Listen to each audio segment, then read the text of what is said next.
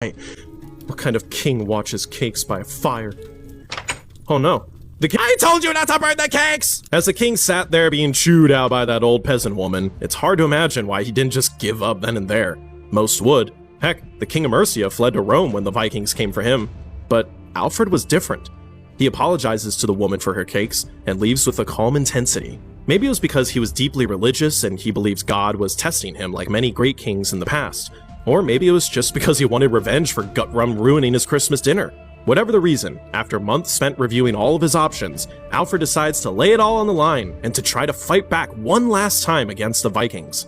He sends out a call to every able-bodied man to take up their sword and join him to fight against these invaders.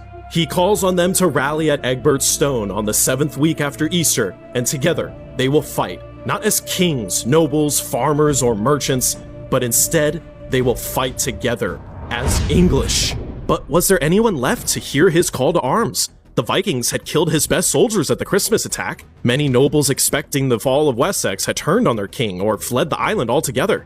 Well aware that he may be marching to not just his own death, but the death of his kingdom, Alfred prepares what's left of his decimated army and rides for Egbert's Stone. As he approaches the rendezvous point, his worst fears begin to race through his mind. What if no one is there? What if his message never reached his people? Or even worse, what if they had lost faith in their king?